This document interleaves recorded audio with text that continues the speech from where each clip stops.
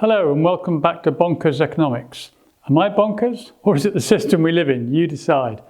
Today we're talking about the confusion between money and wealth and the way in which that's causing environmental destruction, it's causing rampant inequality, and it's really harming the quality of our lives in all sorts of ways. So let's start with wealth. Well, wealth is that which makes our lives livable and enjoyable. Wealth is everything that is good in our lives. So that would include basics such as food and drink and shelter and clothing and energy. We've talked about energy in another video. And it would include health. So health and wealth are closely related.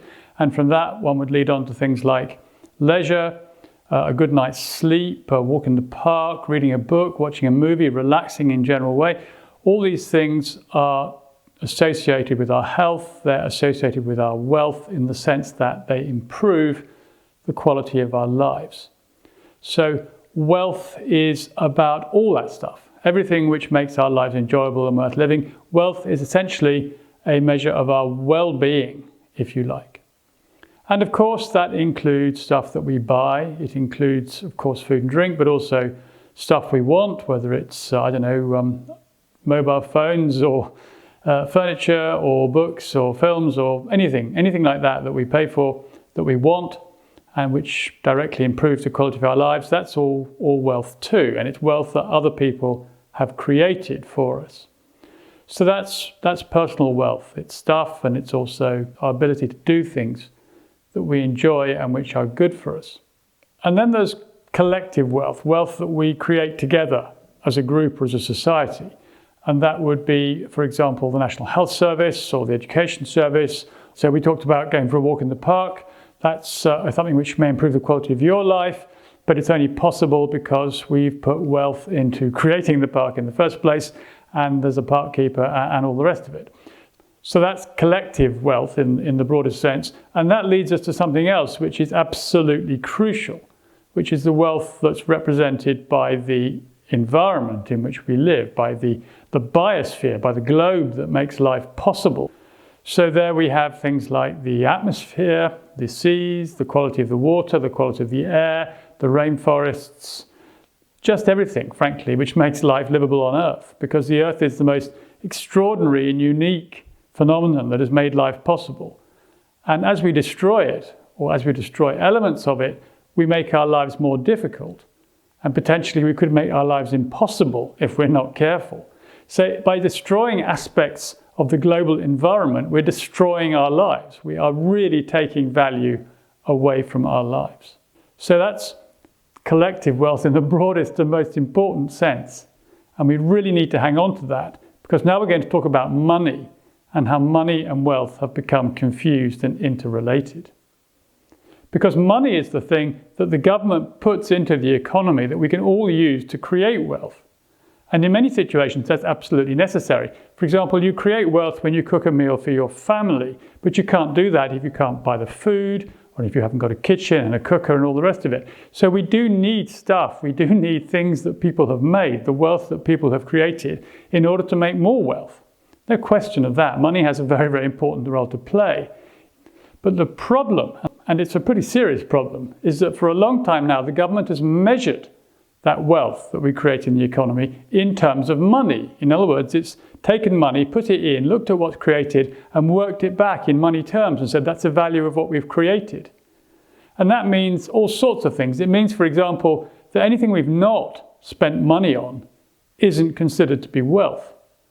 And anything which is not got an obvious money label attached to it isn't considered to be wealth either. And because government policy is to maximize wealth creation, and because government is only measuring wealth in terms of money, because it's confusing the two, all sorts of things that are really important to our lives are not being measured and are not being prioritized in government policy. So, for example, we talked about a good night's sleep. Well, that has absolutely no value at all because you can't put a money price on it. So if you're working like crazy and you're turning over huge amounts of money in your business and you appear to be creating huge amounts of additional wealth, but in fact you can't sleep at night and your life is fundamentally miserable because you're exhausted and wiped out and generally stressed, then you're not actually necessarily creating anything like as much wealth as you thought you were, because the negative wealth is detracting from the positive wealth, if you like. But the government isn't interested in the negative wealth because it can't put a price on it. It can't put a price on your stress. It can't put a price on your misery. It can't put a price on the lack of time you have to spend with your family. It can't put a price on the fact that you're not able to do things like sit down and read a book or relax. It can only put a price on what your business is turning over in terms of money. And so it says, great, well done, you've turned over shed loads of money, you're doing a really good job in the economy, and it's not measuring the negatives, it's not measuring the downside of what you're doing. And when it comes to the environment more generally, the government simply isn't measuring it at all. So if I take some money and I pay someone to cut down a rainforest, and I then sell that wood and I sell it for more than I paid the person to cut it down, so I've made a big profit, which means I've accumulated money from other people and put it somewhere, then that's great. The government says, fantastic, well done, you've created a lot of wealth. But what it's not saying is, whoops, you've destroyed a lot of wealth by cutting down a rainforest, because the rainforest had no value. So this is just bonkers in the extreme, because by not valuing the rainforest in the first place, we can't see what we've lost when we cut it down. And this applies right across the piece. I'm not here to tell you what is or is not the best thing to do in your life. I'm simply noticing that the government is not measuring potential goods, and it's certainly not measuring massive harms, because it's confusing money and wealth in the way that it assesses the economy and the way it prioritizes its policy. So that's the takeaway from this. The government is not getting it right. Big surprise. The government is not getting it right, hasn't done for decades and decades. It's only interested in money turnover in the economy. That's all it measures. That's all it considers to be good. That's all it considers to be wealth creating. As far as it's concerned, everything else is a drag on the economy.